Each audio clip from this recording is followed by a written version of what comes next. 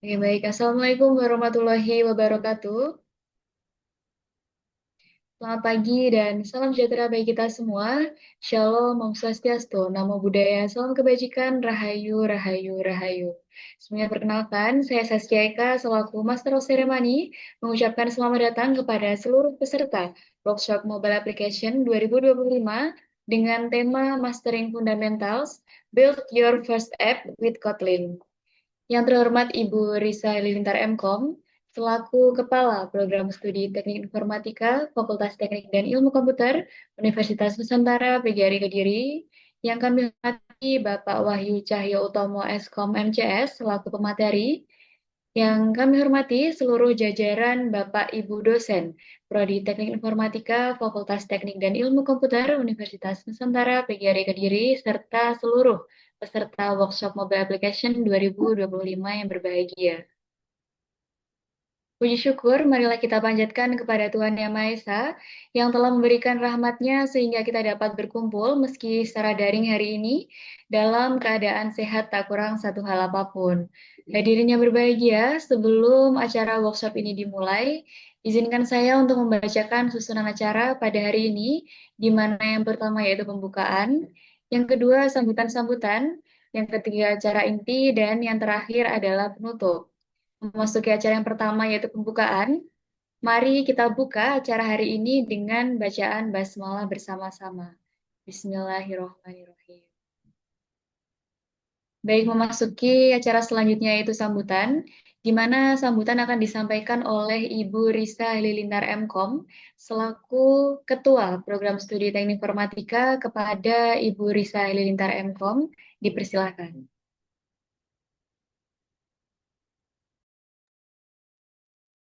Ya, baik. Terima kasih, Mbak Saskia. Assalamualaikum warahmatullahi wabarakatuh. Selamat Selamat pagi pagi dan dan sejahtera bagi kita semua.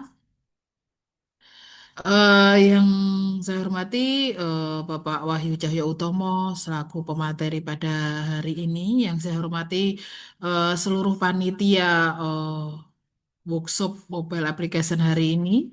Yang saya banggakan dan yang saya cintai seluruh peserta workshop pada hari ini. Yang pertama-tama kita panjatkan puja dan puji syukur kita atas kehadirat Allah Subhanahu wa taala yang telah melimpahkan rahmat nikmat dan karunia-Nya sehingga kita bisa berkumpul di sini dalam keadaan sehat walafiat untuk mengikuti kegiatan workshop mobile application pada hari ini dan besok. Eh, Kegiatan workshop pada kali ini sebenarnya dibentuk atau dibuat kegiatan ini untuk menggantikan mata kuliah mobile application yang tingkat 4 ini mengalami perubahan kurikulum dari kurikulum 2021 ke 2025 sehingga mata kuliah mobile ini di tingkat 4 akhirnya harus tidak ada. Nah, untuk workshop ini untuk menggantikan itu, ya saya harap sebenarnya semua mahasiswa tingkat 4 ini bisa hadir ya, meskipun kita hanya ketemunya 2 hari, ya saya harapkan dengan kegiatan ini mahasiswa bisa menambah wawasan, inspirasi, pemahaman tentang mobile application ini. Jadi meskipun tidak satu semester dilaksanakan, minimal dalam 2 pertemuan ini Anda bisa mengenal gitu apa mobile application. Jadi ini adalah salah satu usaha dari Prodi Teknik Informatika gitu untuk tingkat 4 ini ya, terutama. Jadi kepada seluruh mahasiswa nanti kita manfaatkan gitu ya waktu yang emas ini dengan sebaik-baiknya gitu ya. Jadi silahkan nanti Anda bisa bertanya, berdiskusi dengan Pak Wahyu yang memang ini sudah saya beri kesempatan Anda untuk melakukan kegiatan ini. Mungkin itu saja yang bisa saya sampaikan. Harapan saya nanti Anda bisa memperoleh ilmu yang bermanfaat, begitu ya. Semoga acara ini nanti dapat berjalan dengan lancar dan memberikan manfaat yang sebesar-besarnya bagi kita semua. Oh, ini kegiatan ini free ya. Nanti Anda akan mendapatkan sertifikat, sertifikat tentunya dengan syarat yaitu mengisi daftar hadir dan juga ada syarat kalau ada tugas ya tugasnya dikerjakan. Nah, sertifikat ini bisa ditransaksikan di SKPI, Surat Keterangan Pendamping Ijazah.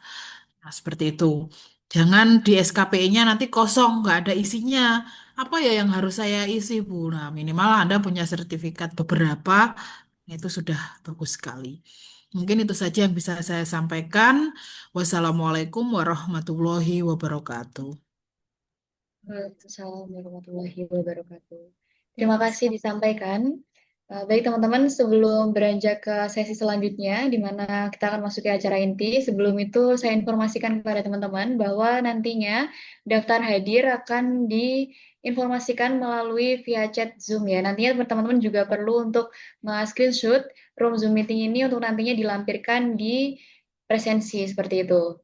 Baik, kita akan langsung masuk ke acara inti hari ini di mana kita akan masuk ke sesi materi. Akan tetapi sebelum itu, izinkan saya untuk memperkenalkan pemateri kita pada pagi hari ini, yang saya yakin teman-teman semua juga pasti udah nggak asing lagi dengan beliau.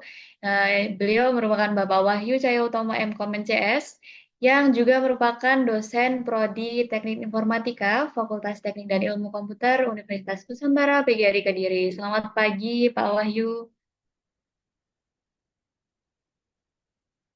Bisa Oke, dengar pagi, suara saya pagi. nggak, Pak? Sudah terdengar ya? Bagaimana kabarnya hari ini, Bapak? Alhamdulillah, baik.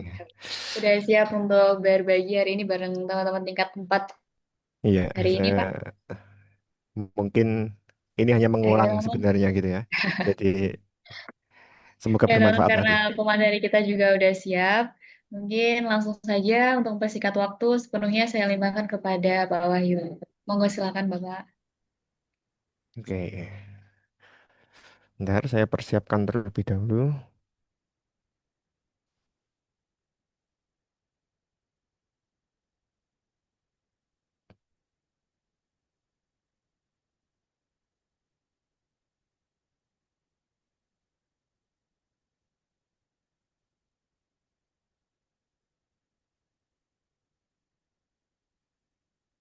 Sudah keluar ya tampilannya? Belum? Sudah, Pak, aman. Oke,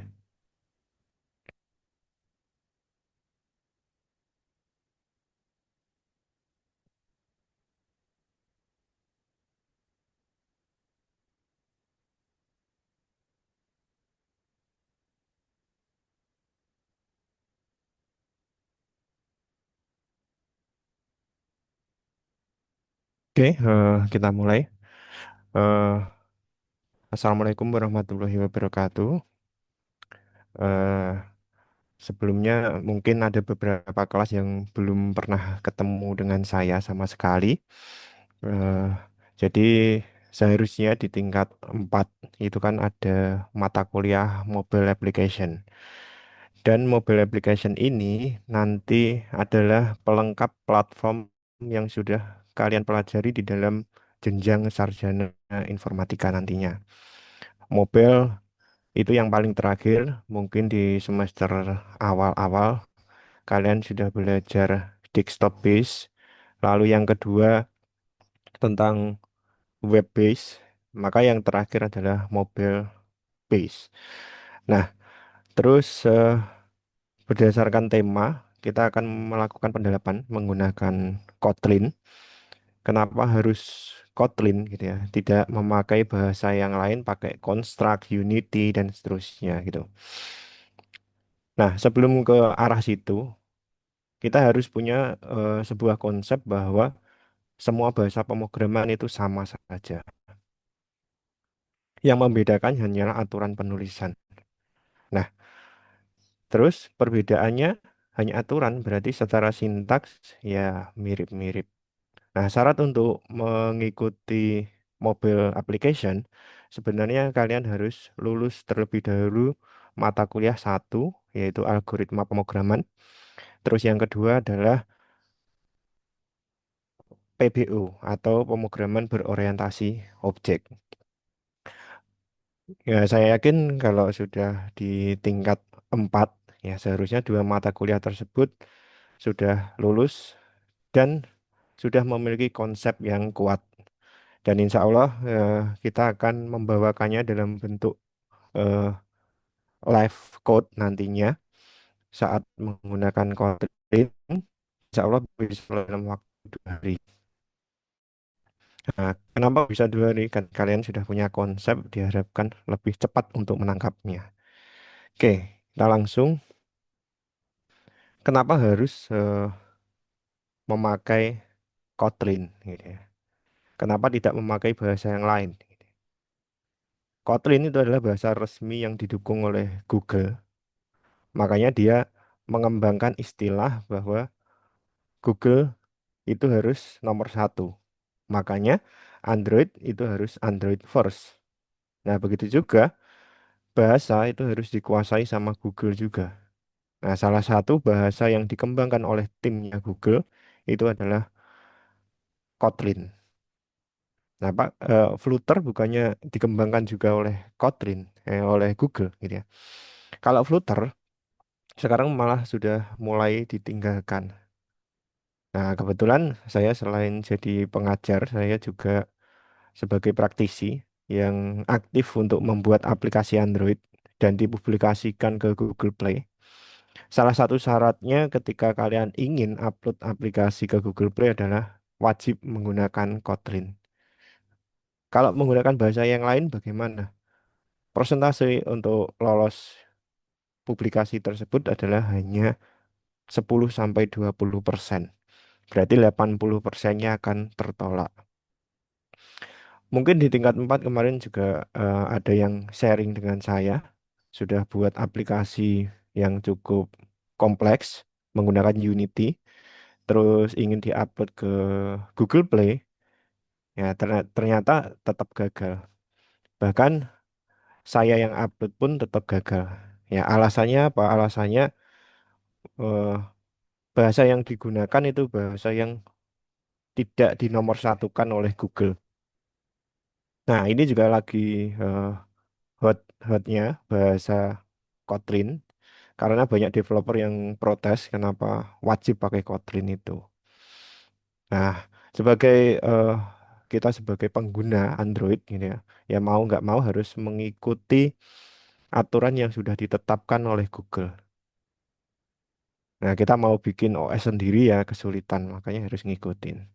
Dan kita sebagai programmer berarti harus bisa mengikuti kebutuhan pasar. Nah, kalau di mata kuliah saya di semester sebelum-sebelumnya, semulanya untuk tampilan UI-nya saya masih menggunakan XML. Sekarang sudah berkembang lagi menggunakan yang bernama Jetpack Compose yang akan kita pelajari di hari berikutnya. Nah, syarat untuk belajar Jetpack Compose itu adalah kalian harus menguasai Kotlin. Jadi murni menggunakan Kotlin semua. Kalau kalian menggunakan web base, ya berarti kan untuk UI-nya misalkan kalian pakai HTML. Nah, sedangkan untuk bisnis logiknya kalian pakai PHP, Node.js dan seterusnya. Nah, di mobile application murni menggunakan Kotlin semua, sudah mendukung itu. Nah, bahkan sekarang Jetpack Compose sudah mulai dikembangkan juga untuk web. Nah, ini mungkin pergerakan Google untuk mulai menguasai platform eh, web gitu ya. Jadi kita harus mengikuti perkembangan itu. Oke, terus apa yang perlu dipersiapkan? Ya, mungkin kalau kemarin sudah di-share harus menginstal Android Studio atau IntelliJ IDEA. Namun keduanya itu cukup berat, tapi tetap ada solusi ketika kalian ingin belajar Kotlin. Kalian bisa memakai IDE online yang sudah banyak dibuat. Salah satunya adalah Kotlin Lang. Di sana kalian bisa coding hanya menggunakan web browser. Jadi kalau mau belajar dasarnya dulu di sana silahkan. Ketika mau mendalami baru install Android Studio. Oke, terus Android Studio lebih cocoknya ya berdasarkan pengalaman saya gitu ya. Memang untuk Windows ini kabar buruk. Kalau di Windows akan memakan RAM yang cukup besar. Tetapi kalau kalian pakai Mac ataupun Linux itu malah sangat ringan. Oke, mungkin di tahap awal pakai Kotlin Lang saja nggak masalah. Terus secara materi nanti kalian harus menguasai tiga konsep. Yang pertama adalah konsep algoritma pemrograman. Nah, ini sudah kalian pelajari di semester 1 dan semester 2. Terus yang kedua adalah konsep pemrograman berorientasi objek atau PBO. Nah, istilah kerennya kalau di luar itu disebut dengan OOP, Object Oriented Programming. Nah, terus yang terakhir ini untuk profesionalitas sebenarnya tidak wajib, yaitu konsep arsitektur penulisan program. Ya, di pemrograman web biasanya sudah diajarkan ini ketika kalian belajar Laravel, yaitu menggunakan MVC atau versi kedua arsitektur, yaitu MVVM. Nah, keduanya sama-sama bisa digunakan nanti di mobile application. Nah, itu syaratnya ya. Nah, untuk mendukung statement saya sebelumnya bahwa semua bahasa pemrograman adalah sama, maka kita harus mempelajari beberapa langkahnya. Nah, modul ini nanti akan saya share. Insya Allah bisa jadi pedoman kalian belajar bahasa apapun bisa. Ya. Tinggal mengikuti poin-poinnya diganti dengan sintaks yang kalian pelajari. Gitu ya. Oke, eh, tahap awal itu saya kategorikan sebagai tahap belajar basic code. Ya, seperti biasa tahap awal di poin satu di situ yaitu tentang output. Nah, kalian cari tutorial dimanapun, baik di YouTube, pakai AI, itu rata-rata disuruh membuat aplikasi Hello World. Gitu. Nah, ternyata itu penting. Jadi bukan hanya Hello World ditampilkan tulisannya selesai. Tidak. Ke depan, eh, perintah output ini bisa digunakan untuk debugging juga. Misalkan arsitektur kalian yang kalian buat itu sudah banyak file, lalu setiap filenya banyak line, maka dibutuhkan debug. Nah, debugnya salah satunya menggunakan print. Ini saya sering menggunakan ini juga. Nah, untuk Kotlin, sintaksingnya menggunakan print atau println. Nah, secara bahasa ini berarti mirip dengan bahasanya C base, gitu ya. C++ juga menggunakan seperti ini tekniknya. Ada pembeda ln, line new, ini ya. Jadi kalau print dalam bentuk satu line, kalau println berarti berbeda line-nya. Nah, itu untuk output. Ya, kalau basic, saya kira tingkat 4 bisa mengikuti lah. Oke, terus yang kedua yang harus dipelajari di semua bahasa pemrograman tidak hanya Kotlin, yaitu tentang variabel. Cara penulisan variabelnya bagaimana? Mungkin kalau di Python itu hanya nama variabel lalu sama dengan diisikan value-nya. Kalau di Kotlin, kalian harus menggunakan sintaks var atau val. Ya. Jadi ada dua tipe sintaks pendeklarasian variabel di dalam Kotlin. Bedanya apa? Ya. Jika kita menggunakan var, ya, berarti variabelnya nanti bisa dirubah value-nya. Ya, biasanya di deklarasi awal gitu kan dikasih nilai default dulu. Nanti di bagian yang lain nilai variabelnya dirubah sesuai dengan kebutuhan programmer gitu ya. Maka dibutuhkan di situ deklarasi var. Nah, jika variabelnya tidak bisa dirubah dalam bentuk statis, maka nanti harus dideklarasikan menggunakan val. Jadi bedanya R dengan L. Nah, kalau val sifatnya statis, berarti tidak bisa dirubah pada step berikutnya. Nampak apakah sama dengan konstanta? Ini. Kalau secara fungsi berarti hampir mirip. Tetapi Kotlin membedakan hal itu. Jadi antara konstanta dengan variabel beda. Nah, di dalam bahasa modern, kalau kalian belajar eh, Rust ataupun belajar Go, itu kalian harus mendefinisikan variabelnya sampai dengan yang terakhir, dalam artian akan dirubah atau tidak. Oke, itu untuk variabel. Terus tipe datanya apakah harus ditentukan? Nah, ini keunggulan dari Kotlin. Secara penulisan sintaks mungkin mirip dengan Python, tidak perlu dideklarasikan tipe datanya sudah bisa mendeteksi. Berarti kalau kalian ingin membuat string ya petik 2 kali, lalu string isiannya apa. Nah, kalau dalam bentuk boolean berarti tinggal diisi true atau false. Nah, di Kotlin jika kalian memiliki flow penulisan programnya masih klasik, tipe klasik gitu ya, Kotlin masih memfasilitasi, yaitu menggunakan titik dua, ya, titik dua ini variable name, lalu titik dua data type, ya ditentukan di situ. Apakah integer, double, float, ataupun string. Ya, itu yang mungkin tipe pemrograman klasik. Tapi eh, ke depan kalian juga akan membutuhkan hal itu. Secara spesifik, tipe datanya harus itu. Nah, jadi Kotlin menjembatani eh, beberapa generasi programming, gitu ya. Jadi tidak hanya Gen Z saja yang menggunakan sintaks yang simple, ya, yang generasi lebih awal juga difasilitasi. Oke, terus poin ketiga yaitu array. Di semua bahasa pemrograman juga ada, ya.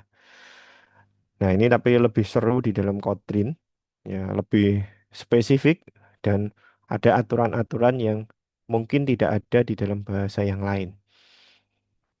Array, ya, secara definisi kan kumpulan suatu nilai yang memiliki tipe data sama. Seharusnya seperti itu. Kalau pakai C++ kalian misalkan kalau isiannya integer ya integer semua. Nah, tapi di pemrograman modern eh, memfasilitasi array ini bisa bernilai banyak tipe data.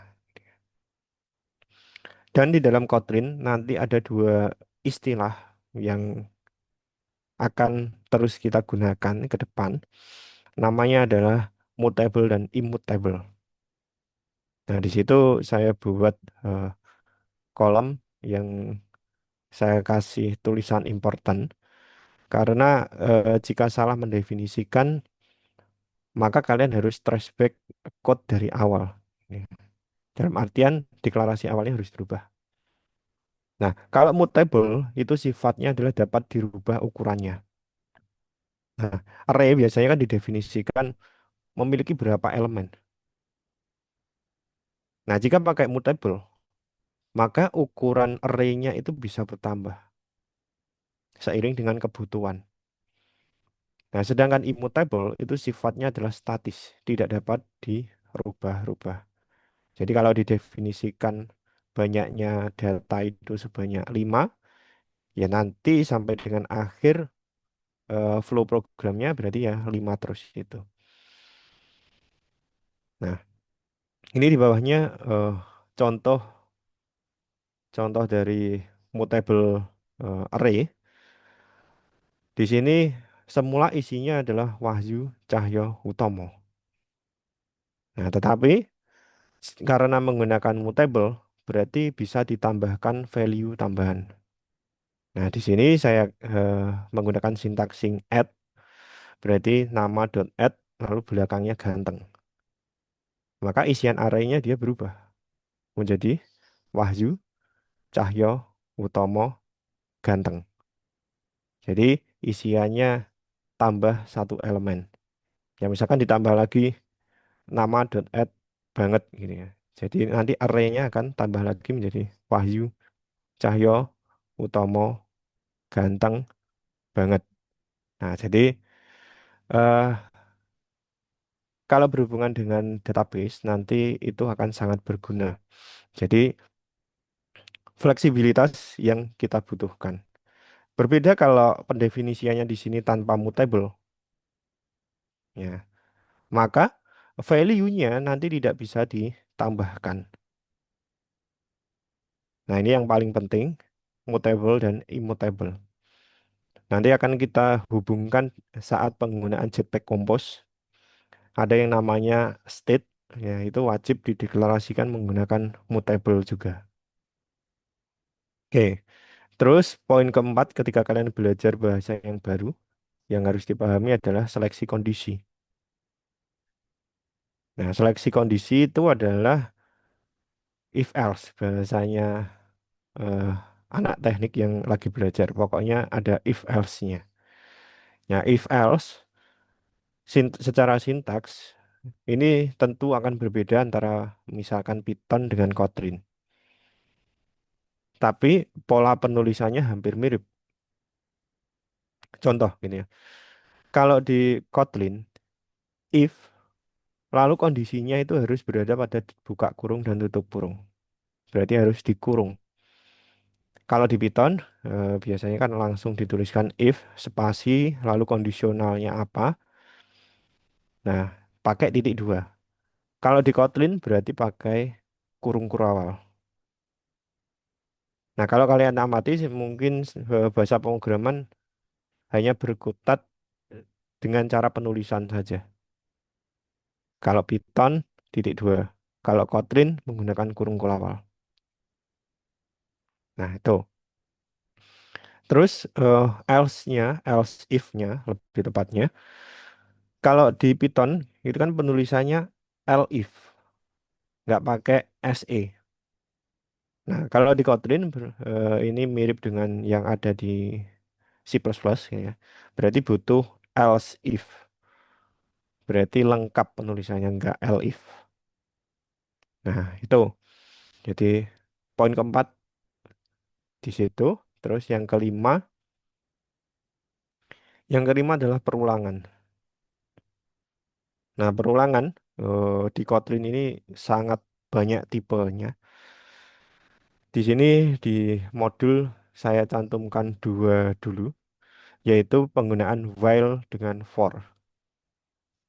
While berarti sangat jelas, yaitu eksekusi ketika. Ketika kondisinya terpenuhi, maka looping akan terus berjalan. Nah, berbeda kalau for itu memiliki rentan yang harus diselesaikan. Contoh, pada contohnya itu ya, ada sebuah variabel namanya cars. Lalu isiannya adalah beberapa merek mobil. Nah, terus for-nya nanti berfungsi untuk melakukan looping value yang ada pada variabel cars. Nah, berarti for dia akan menjalankan sebanyak 4 kali looping. Terus indexingnya di Kotlin bagaimana? Jika di Kotlin, indexingnya dimulai dari nol. Jadi elemen ke nol bisa disebut dengan Volvo gitu ya. Terus elemen ke satunya BMW. Pak, memang ada bahasa yang indexingnya dimulainya tidak dari nol. Ada. Salah satunya adalah R. Nah, bahasa R itu dimulai dari satu. Jadi bukan dari nol. Oke. Di perulangan sebenarnya ada beberapa lagi yang bisa digunakan. Ada when juga. Nanti bisa kalian explore lebih dalam. Tapi ketika kalian mempelajari menggunakan flow yang saya berikan ini, di semua bahasa pemrograman seharusnya eh, ada gitu ya. Ya, sesuai dengan judul workshop berarti mastering. Ya, mastering berarti tidak hanya mendalami sintak bisa digunakan, tapi bisa secara dinamis diaplikasikan ke bahasa yang lain gitu ya. Ya, katanya sudah master. Diharapkan seperti itu workshop di hari ini dan besok gitu ya. Oke, itu untuk perulangan. Terus yang terakhir yaitu fungsi. Fungsi di semua bahasa ada. Mungkin ketika kalian belajar algoritma pemrograman, bertemu dengan Pak Daniel ataupun Bu Patmi, itu kalian akan mempelajari fungsi, ada fungsi rekursif ataupun eh, fungsi biasa. Nanti ada juga fungsi returnable dengan non-returnable. Itu saya kira sudah diajarkan semua. Bahkan fungsi nanti dikaitkan dengan matematika. Ya, di matematika kan ada biasanya disimbolkan F buka kurung X dalamannya gitu ya. Ya, berarti itu adalah fungsi yang memiliki parameter X di dalamnya. Nah, kalau di Kotlin, di Kotlin ini penulisannya seperti yang ada di contoh di sini. Ada dua tipe fungsi, yaitu fungsi returnable. Berarti dia bisa mengembalikan suatu value.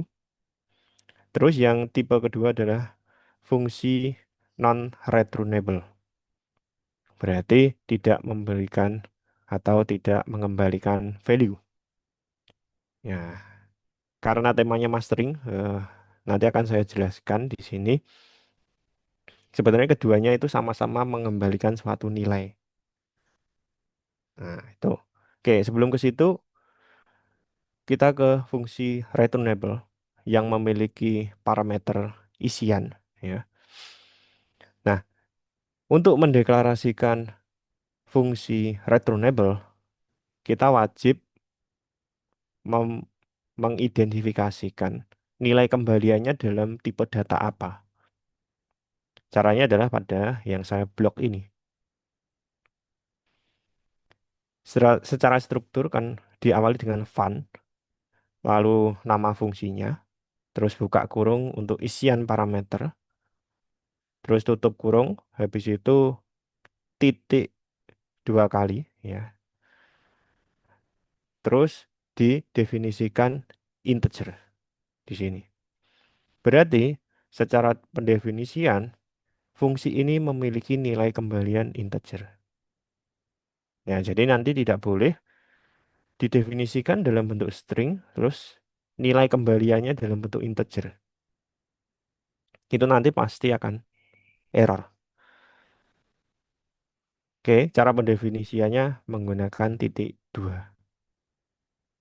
Nah, begitu juga nanti ketika kita belajar eh, teori OOP. Gitu. Jadi ini mungkin ada yang nggak suka OOP. Nah, ini kabar buruk untuk Anda berarti bahwa Kotlin ini murni menggunakan OOP secara penuh, bukan programming struktural lagi. Oke, kembali lagi, nilai kembaliannya adalah integer. Terus tipe kedua adalah fungsi dengan non-returnable. Berarti tidak perlu adanya sintaks return value-nya apa. Nah, di sini sebenarnya fungsi non-returnable dia itu mengembalikan suatu nilai, tapi nilainya tidak perlu didefinisikan. Nilainya apa? Nilainya adalah nilai dalam satuan unit. Kalau di Java, mungkin yang belajar Java, itu ada yang namanya void. Ya, biasanya pendefinisiannya public function void apa gitu ya. Nah, kalau di Kotlin istilahnya adalah unit. Jadi sama-sama memiliki kembalian sebenarnya. Tapi untuk memudahkan programming, nilai kembalian unit tidak perlu dikasih returnable. Jadi makanya di sini isiannya cuma variabel lalu dikasih outputnya. Nah, itu adalah fundamental dasar di semua bahasa pemrograman. Di Kotlin juga memiliki hal itu.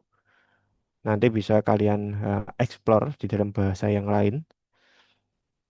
Ya, saya yakin di semua bahasa pasti memfasilitasi itu. Bahkan kalau kalian pakai Excel pun sebenarnya juga ada fasilitas itu, ada perulangan, ya, ada if, terus ada fungsi dan seterusnya. Jadi hampir pasti semua bahasa ada. Oke, keenam itu nanti bisa kalian gunakan di bahasa yang lain ya. Oke, itu di tahap basic seperti itu. Nah, kalau eh, secara istilah pada tahap ini, jika kalian mempelajari 6 komponen ini, maka kalian sudah pada semester kedua. Berarti algoritma 1 dan 2 seharusnya sudah lulus sampai sini. Ya, ini sambil nge-review juga, tapi dengan bahasa yang lain gitu ya. Review materi Anda. Ya, semoga di tingkat 4 tidak dilupakan dasarnya. Gitu. Itu. Ketika keenam bagiannya sudah kalian kuasai dengan benar, maka selanjutnya kalian siap masuk ke dalam tahap medium code. Jadi sudah tidak di basic lagi.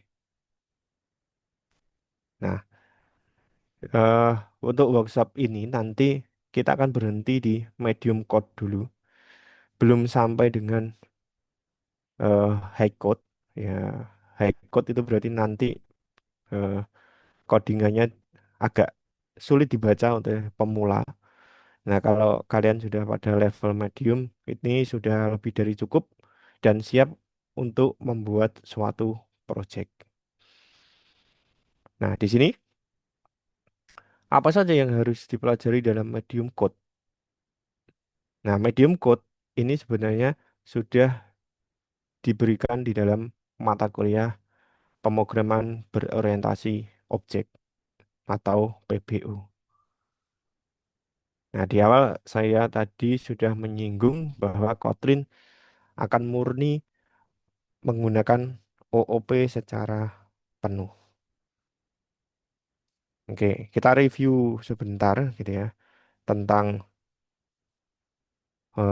OOP. Di OOP tentu kita nanti akan mengenal istilah kelas. Nah, kelas itu apa? Jadi, kelas itu adalah blueprint atau rancangan. Jadi, misalkan kita gitu. Kita itu termasuk ke dalam kelas manusia. Sedangkan sapi itu adalah kelas hewan. Nah, kelas manusia itu dia memiliki atribut maupun fungsi. Ya, atributnya manusia itu apa? Gitu ya. Misalkan setiap manusia memiliki nama. Terus manusia juga memiliki selain nama umur. Ya, kalau nggak punya umur ya berarti bukan manusia. Gitu. Sudah beda alam gitu. Nah, selain itu di dalam kelas tadi juga harus memiliki sebuah fungsi. Ya, manusia memiliki fungsi apa saja yang digunakan untuk kegiatan setiap hari. Ya, berarti manusia yang pertama dia bisa bernafas. Ya, itu adalah suatu fungsi berarti. Terus manusia juga eh, butuh makan. Nah, berarti itu adalah fungsi juga yang dipanggil setiap hari. Nah, berarti kalau manusia tidak makan dan tidak bernafas, berarti bukan masuk ke dalam kelas manusia. Ya, mungkin kelas dari hantu gitu ya. Oke, itu. Nah, itu adalah rangkuman dari eh, kelas gitu ya. Terus di dalam kelas nanti ada istilah inheritance. Nah, inheritance itu apa? Yaitu penurunan sifat. Contoh, bapak ibu kalian itu rambutnya lurus, ya.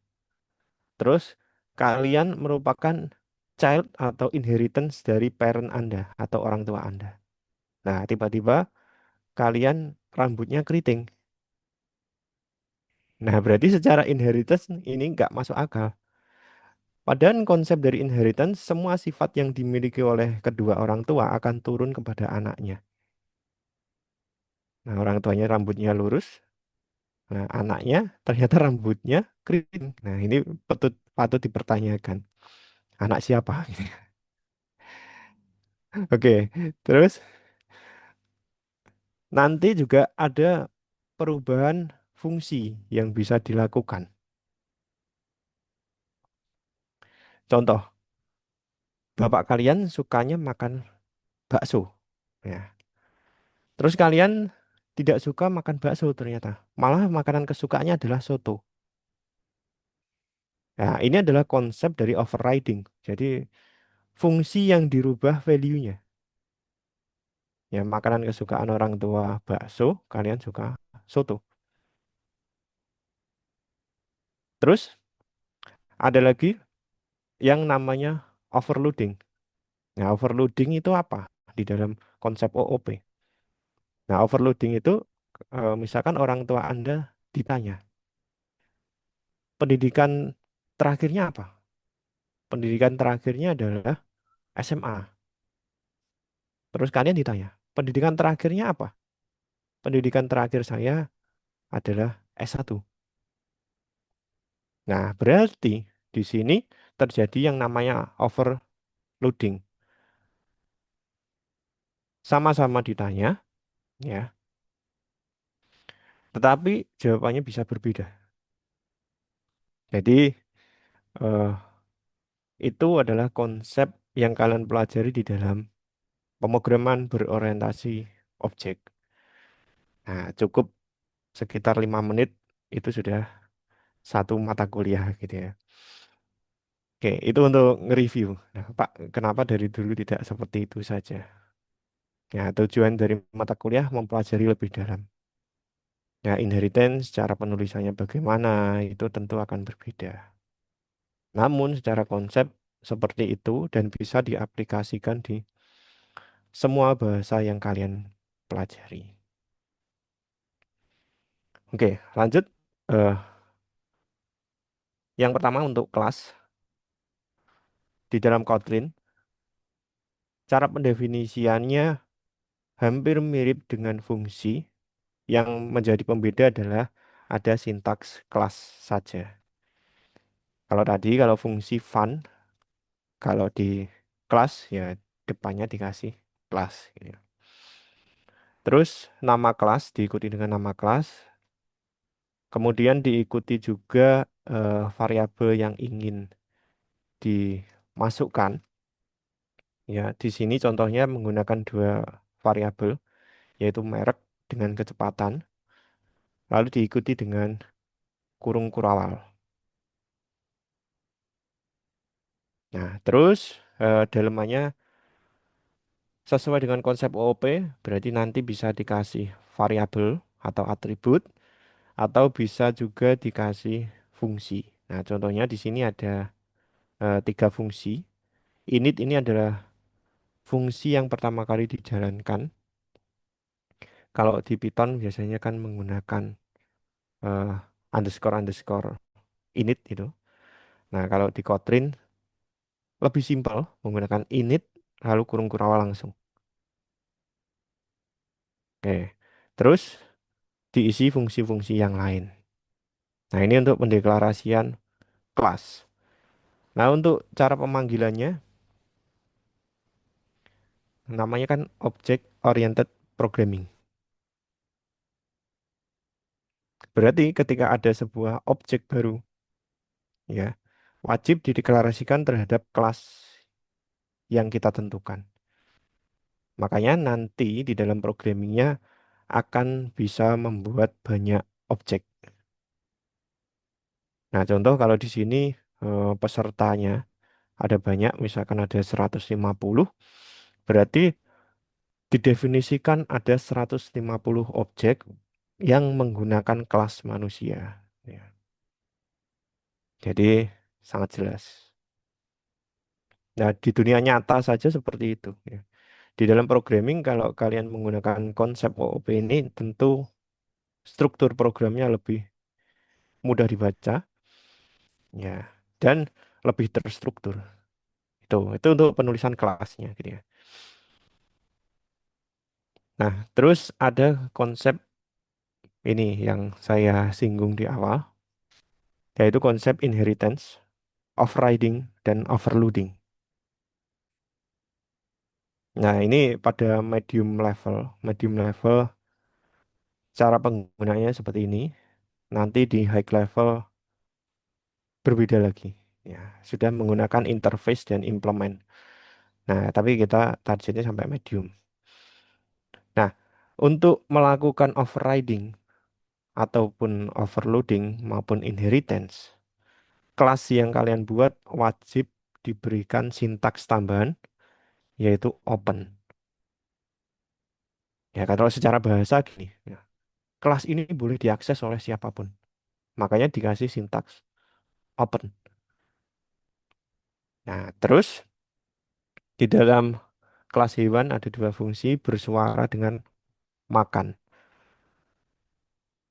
Kita buat kelas baru dengan mewariskan hewan. Namanya adalah kelas kucing. Nah, kucing ini melakukan inheritance terhadap kelas hewan. Nah, misalkan kalian nanti tidak menggunakan sintaks open, maka tidak bisa dilakukan inheritance. Nah, ini adalah inheritance wujudnya apa? Titik dua diikuti dengan nama kelas parentnya. Nah, terus di dalam kelas kucing, di sini saya melakukan yang pertama overriding. Ya, overriding itu didefinisikan dengan sintaks override di depan fun. Saya ulangi lagi. Overriding, cara pendefinisiannya ditambahkan sintaks override di depan fun. Nah, konsep dari OOP kan kelas kucing itu mewarisi kelas hewan. Berarti sudah memiliki fungsi bersuara. Nah, di sini di override semula suara hewan itu saya isikan secara default hewan bersuara. Karena kelasnya yang baru itu adalah kelas kucing, maka saya buat di sini tampilannya adalah meong. Ya, sehingga hasil yang dikeluarkan sama-sama memanggil bersuara nanti akan berbeda. Nah, ini adalah sintaksing override. Selanjutnya yaitu sintaksing overloading. Ya, kalau kalian belajar di PBO, untuk membuat fungsi overloading itu dengan cara menyamakan nama fungsinya, tapi parameter yang digunakan berbeda. Nah, silakan diamati di sini. Pada kelas hewan, dia tidak memiliki parameter. Nah, sedangkan di kelas kucing, di sini ada parameter jenis. Ya, maksudnya di sini jenisnya jenis makanan apa nanti, gitu ya.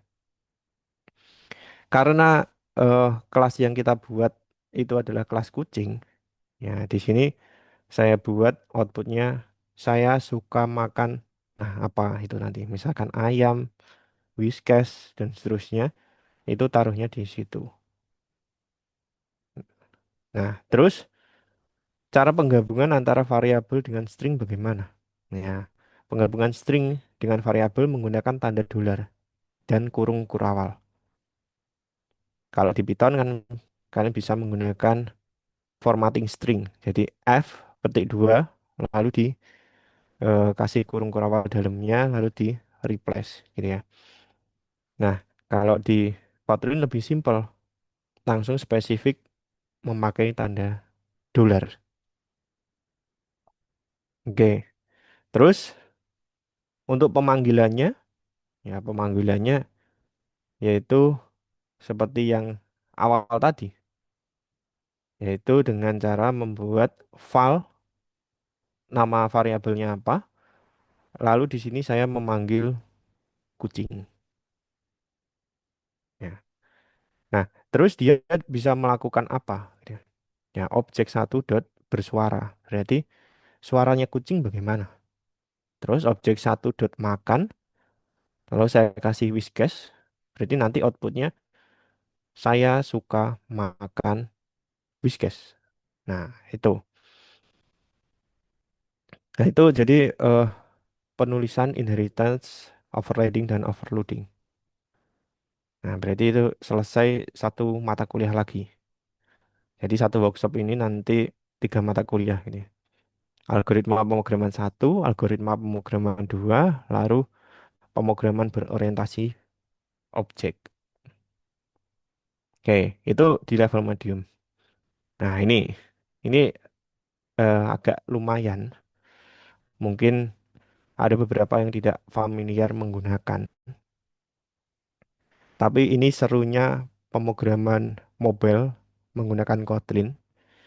Kita wajib menggunakan Lambda.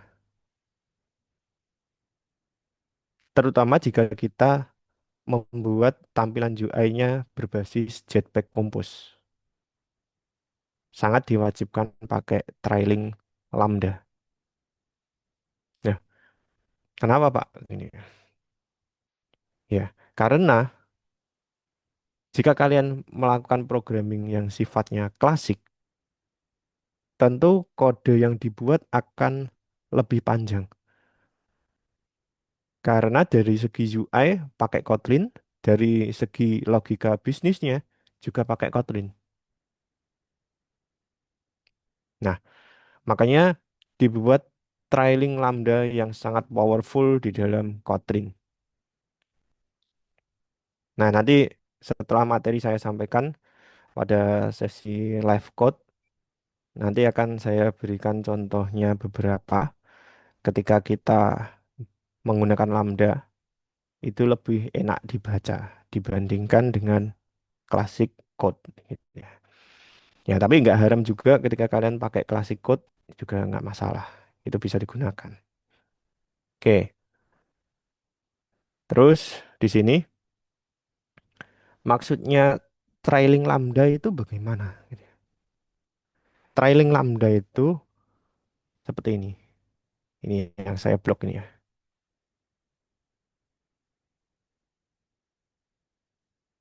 Jika menggunakan fungsi konvensional, pemanggilan fungsinya kan nama fungsi, buka kurung, parameter, tutup kurung. Sudah cukup. Nah, terus kalau kalian pakai lambda, nanti kalian bisa merubah menggunakan kurung kurawal pada parameter yang terakhir. Nah, kalau kita bedah di sini, kalkulator fleksibel ya. Kalkulator fleksibel ini saat pendefinisian itu ada 3 value, yaitu A, B, dan operasi. Nah, operasinya ini dalam bentuk fungsi ternyata. Jadi fungsi dengan isian parameter fungsi. Nanti kita akan sering ketemu seperti itu di dalam Kotlin. Oke, mungkin jangan coret-coret ya. Oke, saya lanjut.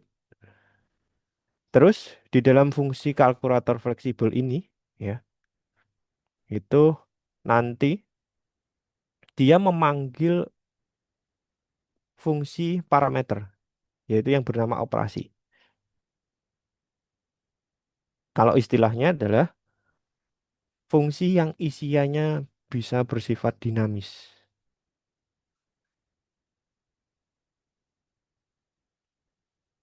Nah, di sini ketika dipanggil misalkan yang pertama ini yaitu kalkulator fleksibel ya. Terus isiannya saya buat 10 dan 5. Terus di sini di belakangnya ada 2 buah variabel X dan Y. Kenapa kok ada 2 buah variabel? Karena pada fungsi operasi ini itu ada 2 buah inputan. Maka dibutuhkan di sini X dan Y. nggak harus extend Y. Nanti bisa kalian sesuaikan dengan kebutuhan kalian. Nah, contohnya di sini yang kedua pakai angka 1 dengan angka 2. Boleh, karena sifatnya bebas. Nah, terus perlu diingat bahwa operasi ini memiliki nilai kembalian dalam bentuk integer.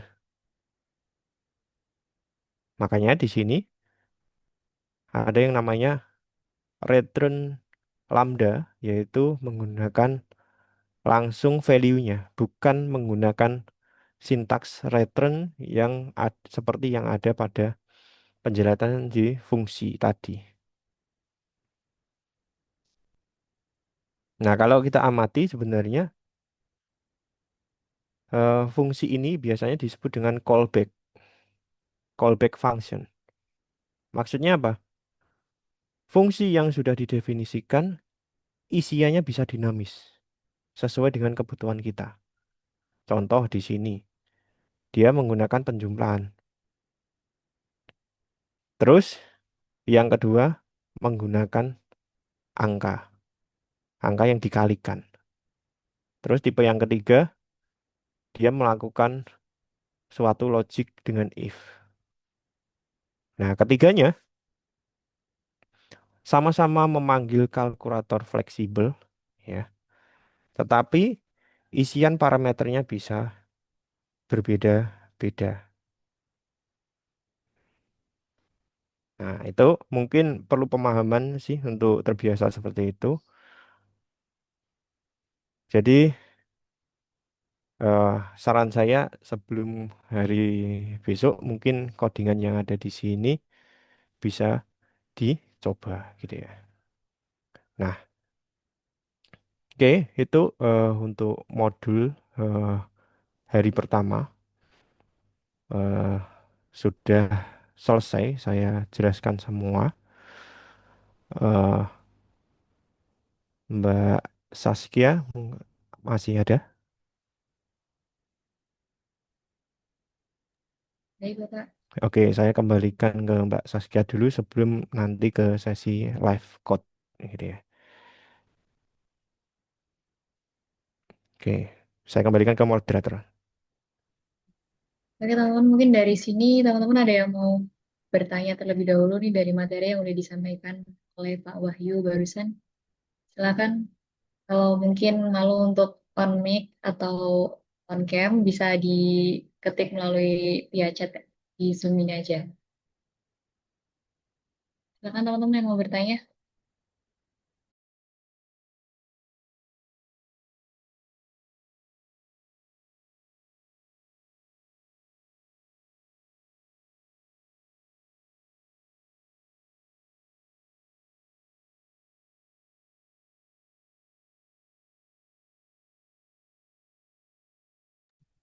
Berhubung setelah ini live coding bareng Pak Wahyu dari yang udah ditanyakan Pak Wahyu tadi nih, dari teman-teman ada yang mau ditanyakan terlebih dahulu, bisa ditanyakan dulu ke Pak Wahyu. Silakan teman-teman.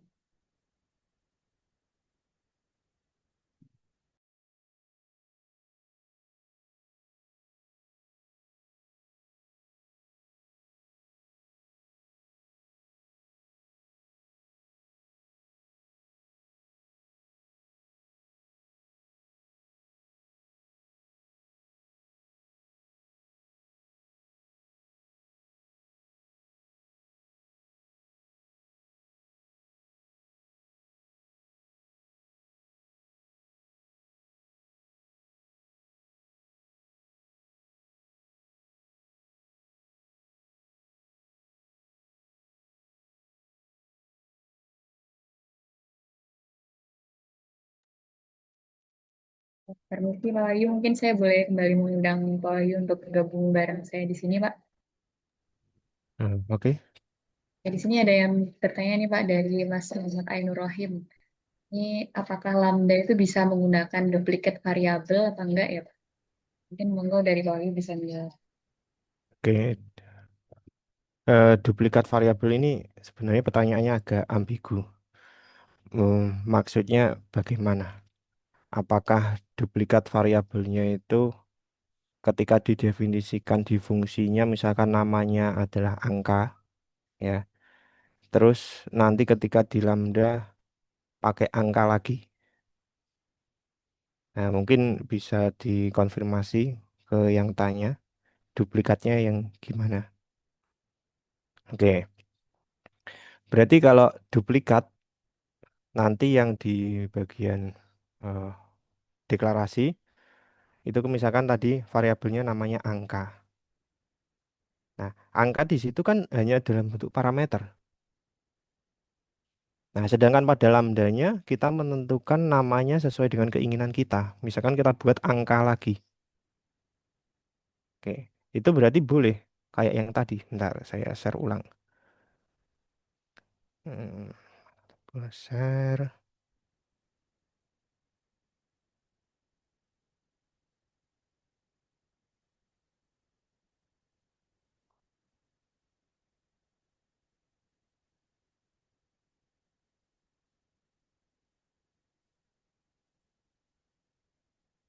Oke.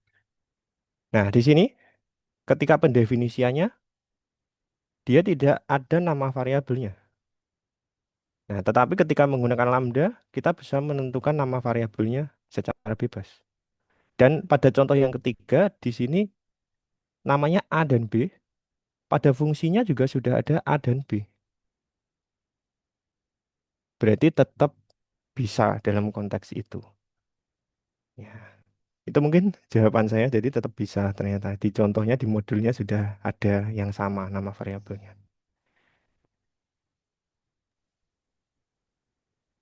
Gimana Mas dari yang bertanya apakah sudah cukup menjawab atau mungkin mau diskusi aja nih bisa on mic diskusi bareng Pak Wahyu langsung. Halo, Oh iya. ya, ini saya mau kalau misal apabila di pemanggilan kita melakukan apa 2 kali pemanggilan function kalkulator fleksibel dengan apa ya variabel yang sama, misal ini kan angka 1 dan angka 2. Kemudian ini kan untuk perkalian. Tapi kalau Mm. misal untuk penjumlahan, apakah kita angka 1 dan angka 2 itu bisa digunakan kembali? Ya, tetap bisa. Oh, baik-baik. Ya, intinya kan kalkulatornya dipanggil lagi fungsinya gitu kan. Oh, baik-baik. Oke, Makasih ya, Pak. ya. Jadi ini nanti akan sering kita gunakan di dalam Jetpack. Jadi tolong benar-benar dipahami untuk ini. Oh, siap, Pak. Oke, ada lagi mungkin yang mau didiskusikan? Silakan teman-teman. Ya, seharusnya ada mata kuliah khusus ini. Ini agak ekstrim sebenarnya, mempelajari Kotlin dalam 2 hari gitu ya. Silakan teman-teman mungkin mau bertanya lagi. Ini udah dibuka untuk izin menggunakan mic-nya. Silakan yang mau diskusi langsung bareng dengan Pak Wahyu.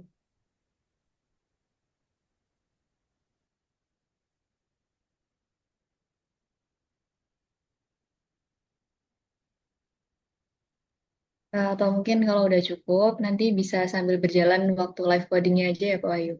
Oh gitu, oke. Ya teman-teman, setelah ini nih bakal ada sedikit kuis dari host. Dan nantinya teman-teman bisa langsung join kuisnya di kolom chat ya.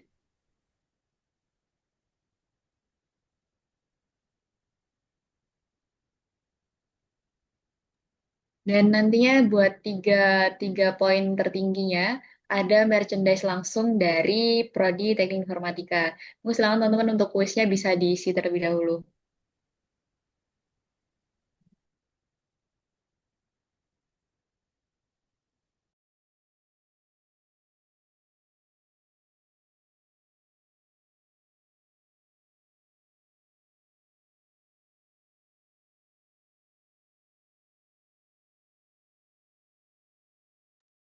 Mungkin bisa diisi teman-teman sampai 10:25 ya. Nanti setelah itu kita akan lanjut langsung ke sesi praktek live coding untuk sintaks dasar dan struktur Kotlin seperti itu. Seperti yang udah saya katakan tadi, bahwa tiga teratas Nanti akan ada merchandise langsung dari Prodi Teknik Informatika. Gitu, teman-teman.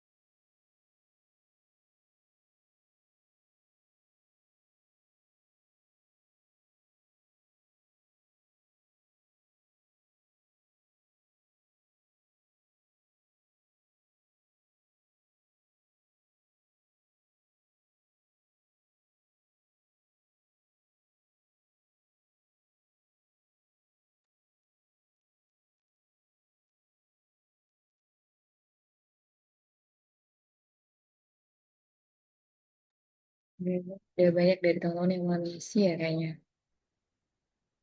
Dan saya lihat juga seputar materi yang tadi nih Mas Yan. Tiga, tiga tertinggi, 3 poin tertinggi ya. Nanti bisa langsung ambil merchandise di Prodi Teknik Informatika.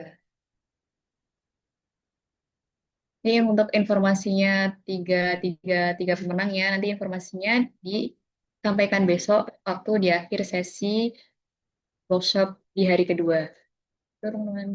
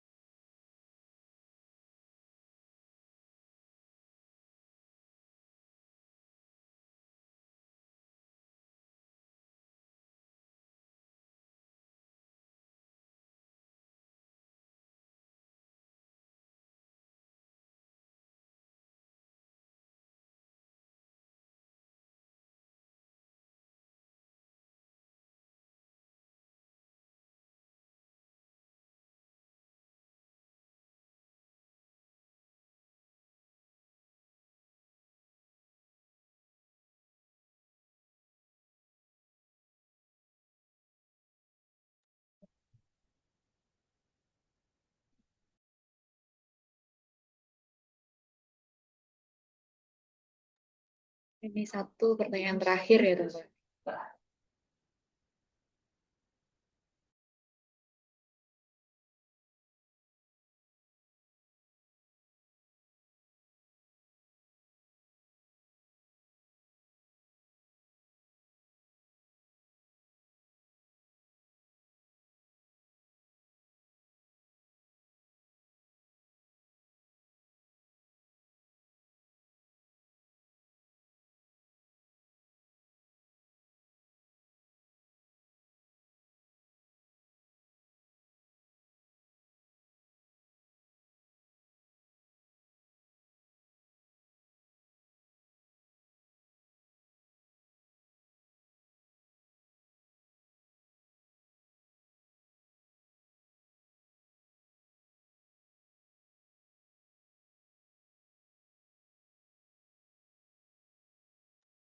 Oke, udah selesai ya. Dan ini udah ada tiga teratas, udah ada nama-nama nih yang bakal dapat door prize.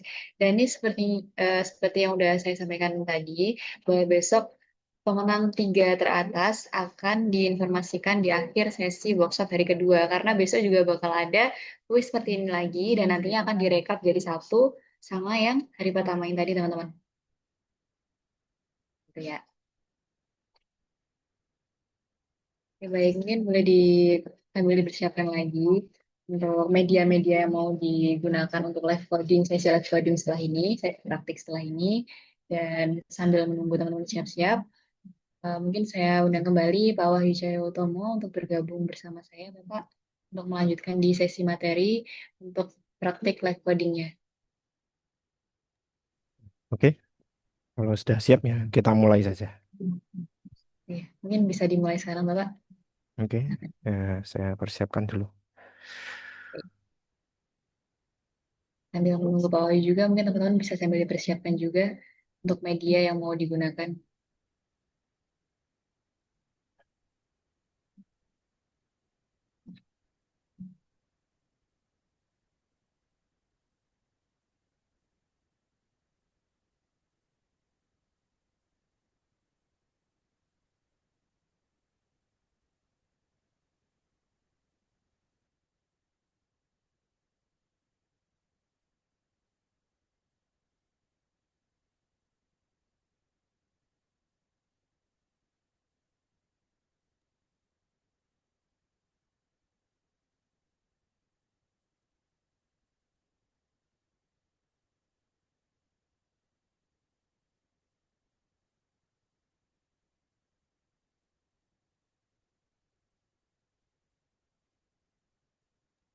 Baik, mungkin bisa dimulai ya Bapak. Oke, sudah keluar ya? Sudah aman Pak.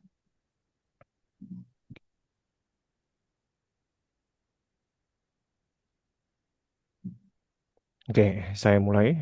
Eh, untuk teman-teman mungkin yang belum sempat untuk download Android Studio atau Internet Idea ya, kalau memang biasanya sih ukurannya agak besar, sekitar 2 gigaan.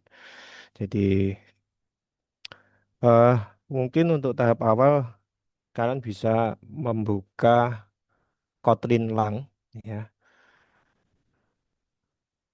Codingannya biasanya di web, biasanya pakai browser yang familiar kalian pakai.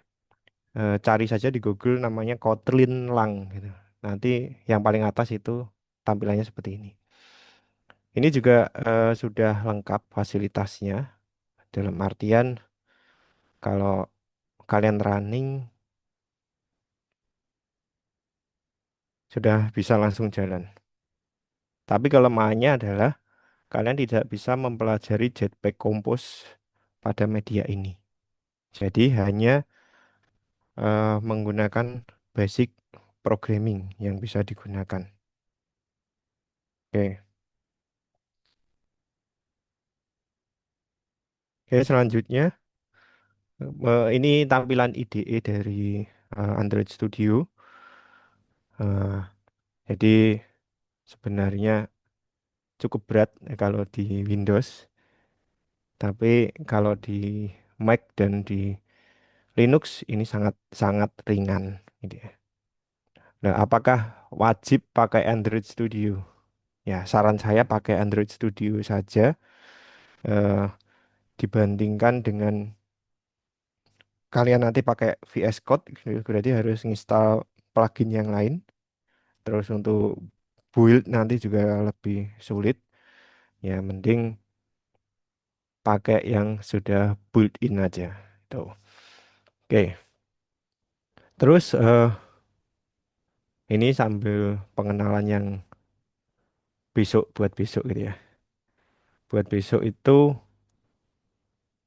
kita menggunakan yang namanya Jetpack Compose. Nah, Jetpack Compose itu sudah ada fasilitas ketika mau di running itu tampilannya seperti ini.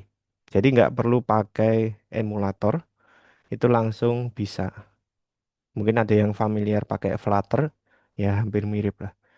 Tapi kita menggunakan full Kotlin. Nah, itu untuk besok. Nah, untuk hari ini kita eh, belajar tentang basic programming. Berarti kita harus membuatnya di sini. Nah, untuk menjalankan atau membuat coding, ya, maka kita butuh namanya fungsi main. Ya, fungsi main ini digunakan untuk apa? Digunakan untuk menjalankan program pertama kali. Kalau eh, di Python juga menggunakan main, terus di Java itu ada sistem ARGS main, berarti tetap ada butuh function mainnya. Nah, untuk membuatnya, kalau di Android Studio cukup diketik main gitu, maka eh, langsung jadi. Nah, terus tadi sesuai dengan urutan, ya, ya mungkin yang harus saya tunjukkan perbedaannya, yang pertama adalah penggunaan variabel. Nah, misalkan kalian definisikan di sini variabel nama, gitu ya. Namanya misalkan Wahyu, lalu saya tampilkan, oke, nama gitu ya. Terus saya coba running.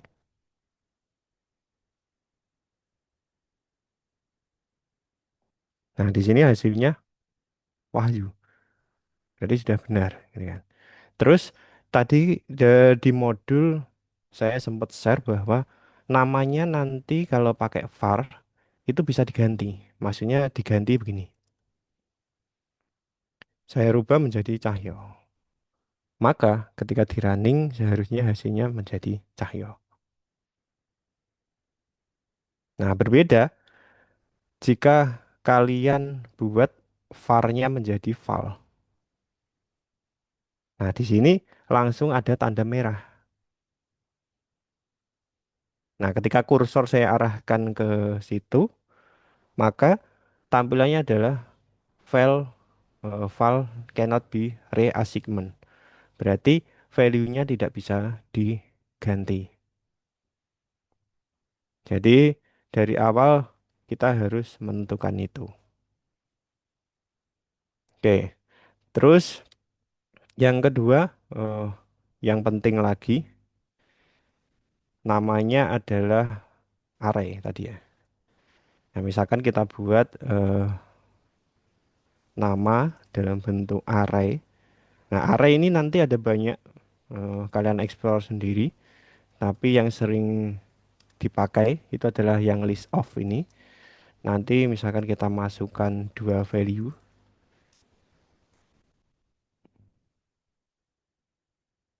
Nah, ketika di running berarti arraynya seharusnya tampil semua Wahyu Cahyo gitu ya. Terus memanggil indeks yang ke satu, berarti indeks ke nol, berarti hasilnya adalah Wahyu. Nah, tetapi kelemahannya jika kalian tidak menggunakan mutable.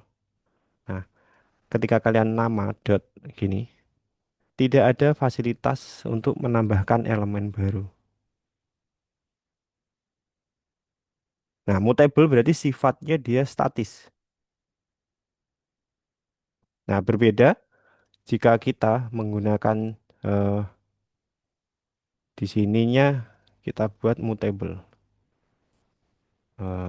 Mutable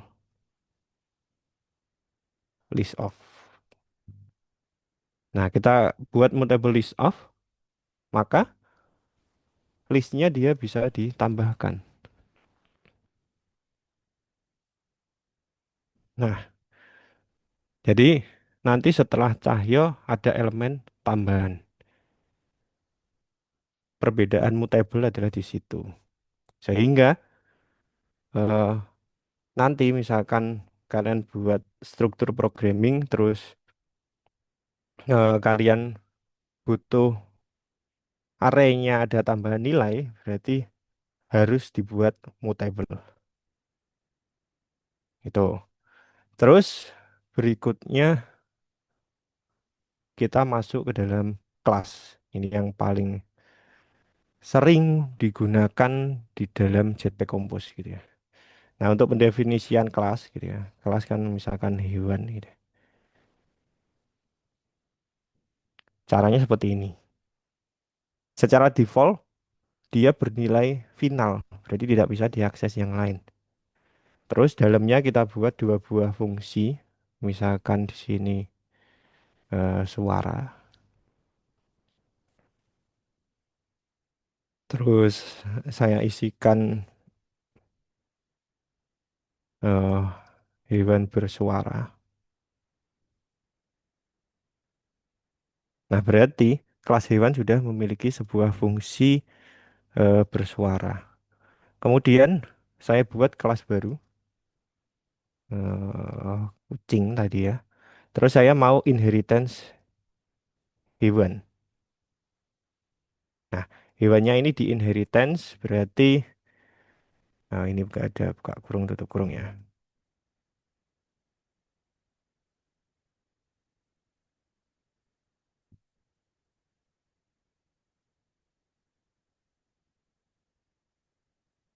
Oke, kenapa kok merah gitu ya?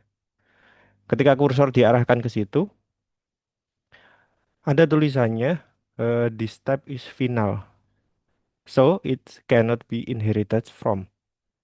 Nah, sesuai dengan yang di kuis tadi, ada salah satu soalnya kan, ini kan sifatnya final. Maka kita harus ngasih open. Nah, opennya sehingga kelasnya dia bisa melakukan inheritance. Nah, terus kita buat sebuah objek baru. Misalkan di sini adalah objek satu, lalu saya memanggil kucing, ya, kucing saya panggil. Nah, terus di sini objek satu dot suara. Walaupun kucingnya di situ masih kosong, berarti dia sudah memiliki fungsi yang diwariskan oleh hewan, yaitu suara. Nah, itu kita coba apakah error. Ya, programmer kan harus berhubungan dengan error terus. Jangan sampai kita trauma berhubungan dengan error. Karena sebagian besar pasti warnanya merah. Oke, terus di sini kan codingannya masih eh, gaya programming klasik gitu ya. Ya masih dipanggil nama objeknya lalu dot suara gitu. Ya kalau kita menggunakan lambda apakah bisa gitu ya? Nah, ada salah satu penggunaan di dalam Kotlin namanya itu adalah scope function. Itu bisa kalian tambahkan di sini dot also, sehingga kalian nggak usah memanggil lagi objek satu dot suara, nanti tinggal dibuat it suara. Nah, kalau secara programming ini tampilannya lebih bagus gitu ya. Nah, itu salah satu keunggulan di Kotlin seperti itu. Nah, kita kembali ke konteks yang tadi dulu, ke dalam OOP. Nah, di kucing, suaranya kucing, nggak mungkin hewan bersuara. Kita harus merubah fungsinya suaranya sesuai dengan kucingnya. Maka kita harus melakukan override. Override fun suara. Nah, ini suara itu seperti yang dimiliki oleh parent ya. Di sini override-nya masih error. Kenapa gitu ya? Di situ tulisannya suara pada kelas hewan is final and cannot be overridden. Ya, berarti ini wajib dikasih open. Sehingga kita buat atau override menjadi di sini suaranya kucing gitu ya. Terus kita coba apakah benar sudah ganti. Ya, sekarang suaranya sudah ganti meong hasilnya yang ini gitu ya. Jadi eh, itu untuk proses dari inheritance dan overriding. Kalau overloading bagaimana gitu ya? Ya, overloading seperti dengan konsepnya OOP, berarti kan harus buat dulu di kelasnya misalkan gini, lalu saya buat outputnya, saya pemakan semuanya gitu ya. Nah, karena kita pengen overloading, maka tinggal buat nama fungsinya yang sama. Fun, makan, ya. Tapi overloading harus memiliki parameter yang berbeda. Kalau yang di kelas hewan, dia tanpa parameter, di sini mungkin dikasih jenis gitu ya. Terus tipenya string gitu ya. Nah, maka di sini kita buat outputnya saya adalah pemakan pemakan apa? Pemakan jenis gitu. Nah, sehingga misalkan kita panggil di dalam objek yang sudah kita buat dot makan. Nah, kalau manggilnya gini saja dot makan, maka ketika di running saya pemakan semuanya. Kenapa seperti itu? Karena overriding, overloading, dia membaca jenis parameternya. Yang terpanggil yang ada di parent di situ. Nah, berarti di sini eh, saya buat, misalkan saya kasih Whiskas gitu ya. Sehingga ketika kita running, nah di sini berubah menjadi meong, lalu saya adalah pemakan Whiskas. Nah, itu adalah konsep dari OOP yang kalian pelajari satu semester.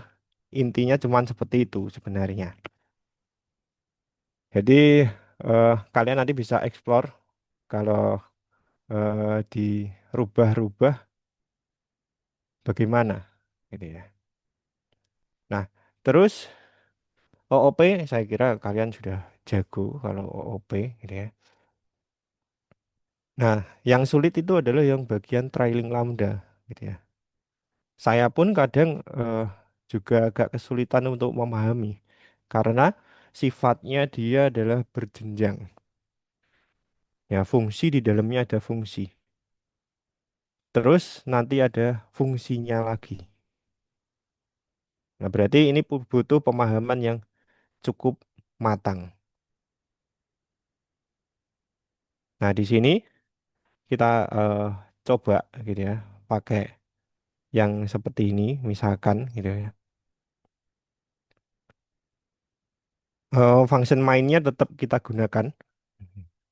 Kita buat fungsi baru gitu ya. Misalkan saya kasih nama callback callback test gitu ya. Lalu parameternya kita buat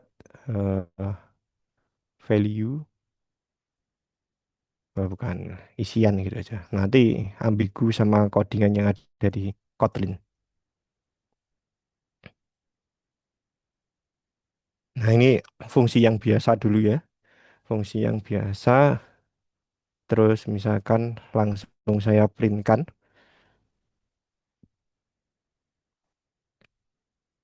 Maka ketika dipanggil,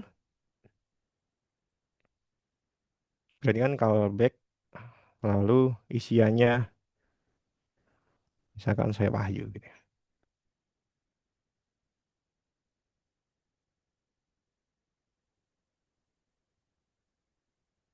Oke, ini cara yang biasa. Berarti isiannya dalam bentuk string. Nah, kalau seperti ini enak pendefinisian seperti itu.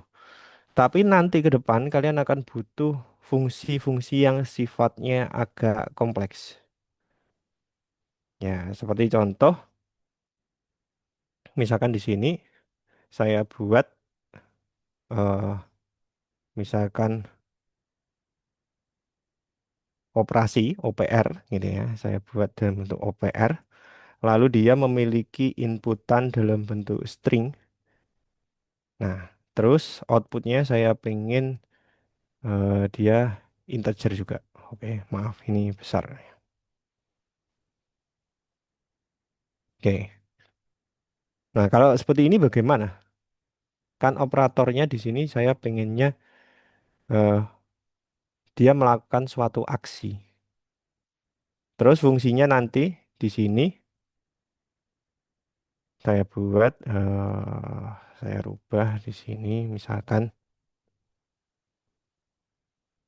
isian var itu yang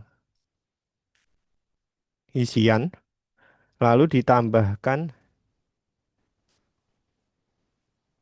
hasil operator. Oh, PR. Nah, itu caranya bagaimana? Operator ini nanti bentuknya adalah fungsi. OPR adalah fungsi. Maka kita harus definisikan isian dari OPR-nya itu apa. Gitu. Caranya, buka kurung, bentar.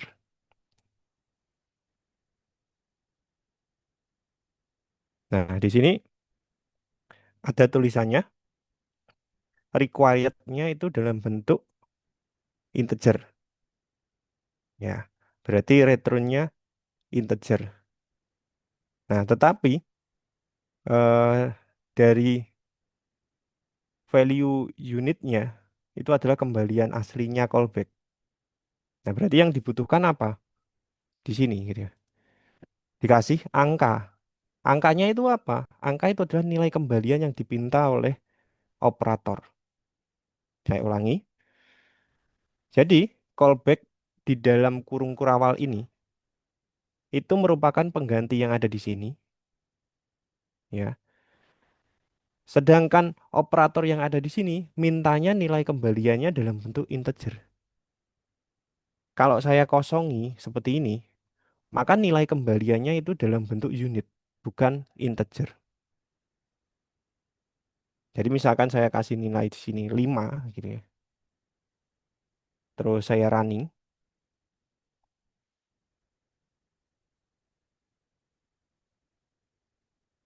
Ya, ini operatornya masih seperti ini, berarti harus kita rubah menjadi string.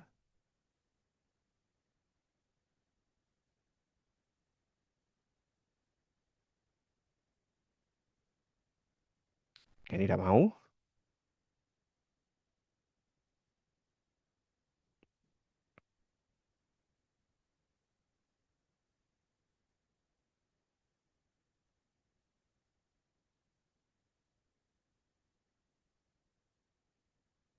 Oke, bentar. Seharusnya ini mau.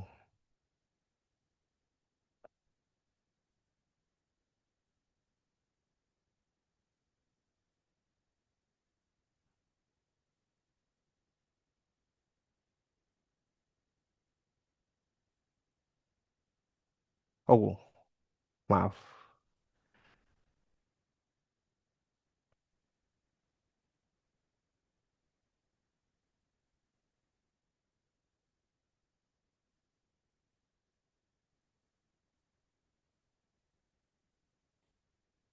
Oke, untuk moderator boleh minta bantuan untuk menghapus garis ini gimana ya? Ini agak mengganggu. Baik, sebentar ya, Pak. Iya.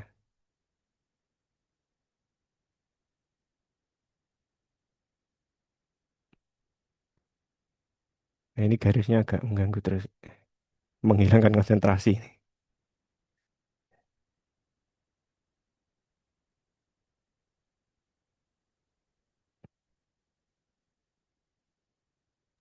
Mungkin boleh share screen-nya ini dimatikan terlebih dahulu, Bapak, terus diulang lagi. Ini dari saya juga tidak bisa menghapus ternyata. Oke.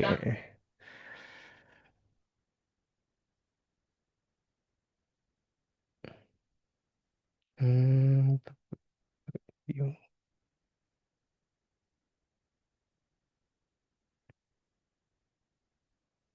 Oke, sudah muncul Oke, kembali. sudah ya. Oke, di sini operatornya mau kita pakai untuk dimunculkan. Nah, kita kembali ke sini, kita pahami lebih dalam. Nah, di sini operasi kan dipanggil di sini, ya kan?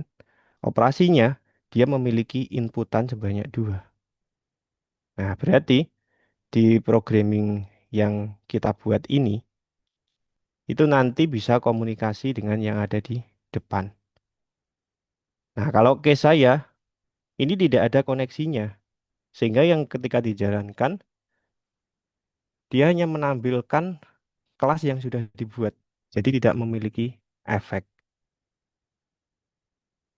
Nah, berbeda kalau case yang ada di study case-nya ini, operasi yang ada di fungsinya dia memanggil A dan B, sehingga kedua operatornya dia lengkap, sehingga hasilnya bisa ditampilkan. Nah, kalau case yang saya buat ini, operatornya saya panggil, tapi saya tidak mendefinisikan isiannya ini apa. Nah, isiannya misalkan diisi 7. Ya, berarti nanti nggak ada gunanya juga. Nah, keluarnya tetap 5. Kok bisa seperti itu? Ya, karena tidak sesinkron yang ada di contoh. Tapi saya ingin menunjukkan di sini codingannya bisa diatur dari luar. Misalkan saya tambahkan di sini, ini adalah external code function, gitu ya. Jadi kalian nggak perlu merubah fungsi yang ada di sini, tapi cukup menambahkan perintah melalui pemanggilan dari luar. Nah, makanya kan keluar di depannya. Ini adalah external code function. Nah, makanya biasanya kalau kalian generate dari code yang ada di AI atau OpenAI, itu mereka memberikan level codingannya level high. Sedangkan ketika sekarang kalian belajar, levelnya masih di level medium, sehingga sulit untuk membaca. Bahkan ada juga yang di level basic. Nah, terus itu akan digunakan di mana saja, gitu ya. Nah, ini saya kasih contoh untuk pembukaan besok juga. Di dalam Kotlin. Nah, ini contohnya ya. Nanti sering kalian temukan codingan yang sifatnya seperti ini. Ini untuk membuat text box. Terus nanti juga ada yang seperti ini. Nah, ini kan pakai kurung kurawal secara langsung. Nah, prosesnya bagaimana untuk membuatnya? Berarti prosesnya adalah kalian harus pakai lambda training. Nah, Pak, kita buat contoh seperti ini. Misalkan ada tanda panah-panahnya gini, biar eh, lebih keren gitu ya. Ya bisa. Tinggal nanti di sini dirubah menjadi ini. Ini kurung kerawal. Eh, Isian parameternya di sini satu, berarti di sini nilai satu gitu ya. Nah, nilai satunya sekarang sudah bisa dirubah sini sebagai inputnya ini. Terus nilai satunya saya kembalikan menjadi nilai satu lagi. Maka seharusnya yang muncul di output itu nanti adalah 7. Jadi flow-nya adalah gini. Callback itu kan memanggil fungsi. Ya, fungsi yang ada di sini. Terus parameter isiannya apa? Parameter isiannya adalah isian dengan OPR. Nah, isiannya sudah dikasih Wahyu Cahyo. Lalu OPR-nya itu digantikan oleh blok kode ini. Ya, saya ulangi lagi. OPR itu digantikan dengan nilai blok kode ini. Dan di dalam OPR itu membutuhkan satu buah input. Nah, inputnya itu adalah nilai satu yang ada di sini. Nah, terus return value OPR-nya itu kan mintanya dalam bentuk integer. Berarti ini harus dalam bentuk nilai. Oke, kita coba running.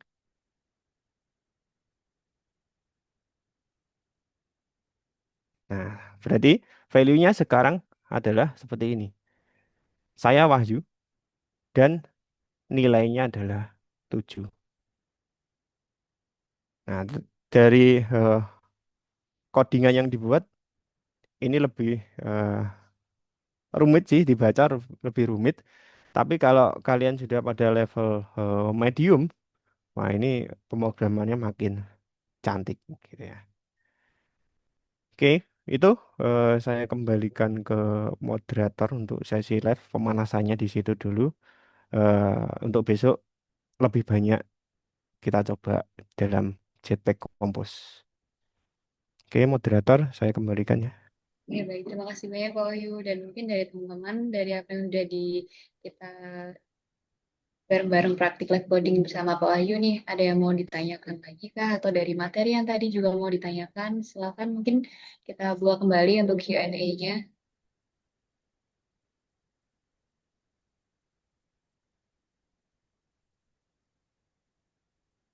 Masih bersama Pak Wahyu juga, mungkin teman-teman silakan yang mau bertanya.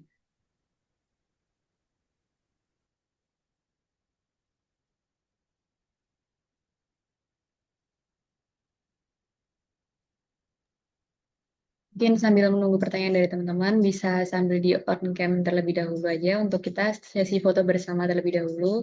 Dan nanti di sesi foto bersama ini, teman-teman juga bisa untuk screenshot yang nantinya bisa di-upload di sebagai bukti presensi di link form yang baru saja dikirimkan ya teman-teman.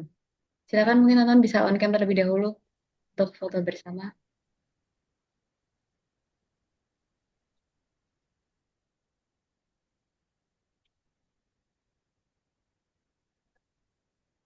Sambil saya tunggu, karena sepertinya masih banyak yang belum menyalakan kameranya. Silakan mungkin yang belum dinyalakan kameranya.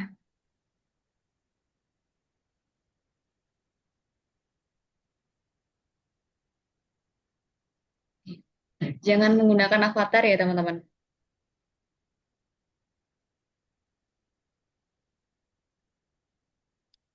Ya baik, akan langsung saya mulai aja untuk sesi foto bersama. Ini mulai slide 1 terlebih dahulu ya. 1, 2, 3. Satu, dua, tiga.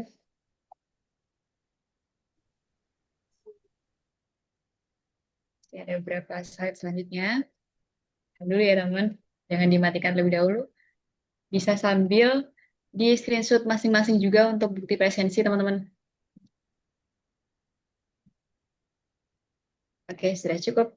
Terima kasih banyak.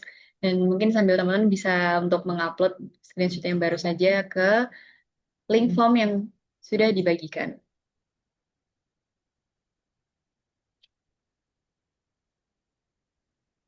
Ini dari teman-teman sudah cukup, tidak ada pertanyaan.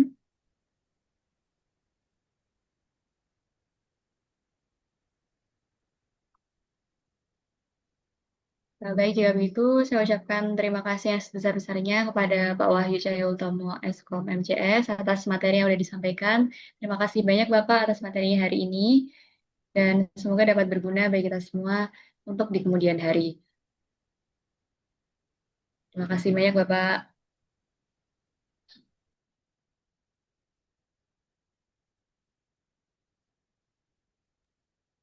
Oke, baik teman-teman, tadi telah kita dengarkan bersama materi yang sangat bermanfaat, yang tentunya akan sangat berguna bagi kita semua.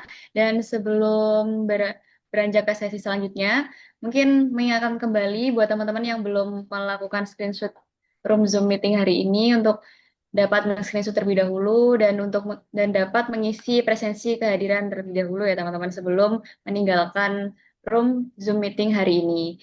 Dan kita masuk ke acara yang terakhir yaitu penutup. Sebelum menutup acara pada hari ini, saya mengucapkan terima kasih yang sebesar-besarnya kepada seluruh peserta dan tamu undangan yang hari ini telah bergabung dan mengikuti serangkaian acara hingga akhir.